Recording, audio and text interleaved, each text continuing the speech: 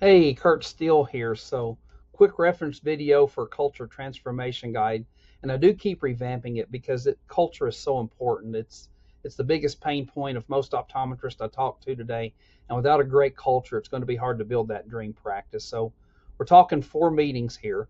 Meeting one is where you're going to develop your purpose and your vision. If you know Simon Sinek's Golden Circle, start with why. The why is in the middle, and that is your purpose. And that is what you should have hanging in the waiting area or in your break room, and not your mission and not your vision or mission statement. Your mission statement to me is actually should be mission commitments, and it's what you do to get from your purpose to your vision. So the word because should fit in front of your purpose. If the word because doesn't fit in front of it, that it's not your purpose. It's not why you come to work. It is something you do. So that's question one for that meeting is why does this practice exist? Why are we here? Once you develop that purpose, then you're going to develop your mission with, if you know Simon Sinek's circle, this is the what part, the outer part of the circle. This is where you want to end up. And the questions you're going to ask your team is what do we want this practice to be known for? That is the office's vision. And then you actually, a good question for your team is what do you want to be known for? And it's described in the guide. They can read it out loud if y'all choose, or we may decide just let everybody keep that on their own. It helps them know how to get from their purpose to their vision. And that's week one, a great philosophical meeting. Meeting two is when you're going to develop your mission commitments, and that's the middle circle, the how. And this is how you get, and the how is how you get from your purpose to your vision. And you're going to ask three questions in that meeting. What do we do well here, and what should we keep doing? That is your core, that's your base. This one's a little more selfish for us. What would you do to make this practice more successful? And because they know a lot of things that maybe we don't notice that would make the practice more successful. And I am even talking on a financial, from a financial standpoint. And what are the barriers that prevent you from doing your best job? And that is you showing your team that you want to make that a great place to work and make their lives and jobs as easy as possible. Now, after meeting two, there's some work to be done, a little bit. There may be some things that you can do quickly.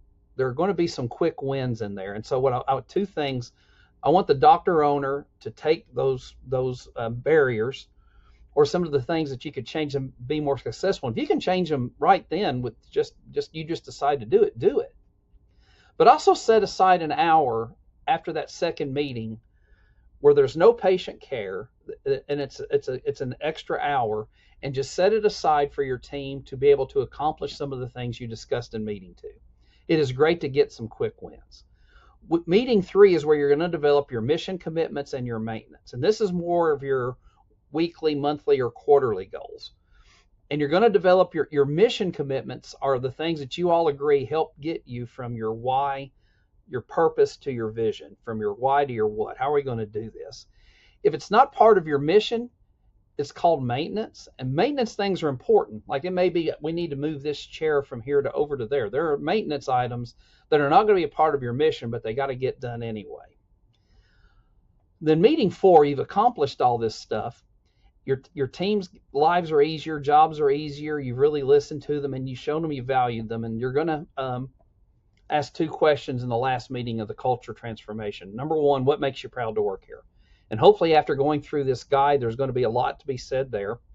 And then your last question is going to be, what would make this a career instead of a job?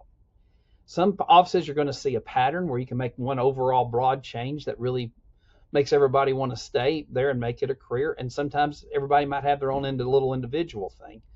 But you're going to at least listen to it and do what you can. And ever since I've started doing things like this, I haven't lost anybody in 6 years I didn't want to lose, and we have a great culture here. So I hope you find this guide helpful. I hope you find this video helpful. Hop on a discovery call with me. It's in my email. I love doing discovery calls with different doctors all across the country and getting great ideas. That's what this is all about. We're supposed to help each other and help each other along the way. We're all in the same boat. So Dr. Kurt Steele here. Thank you for checking me out, and I look forward to hearing from you.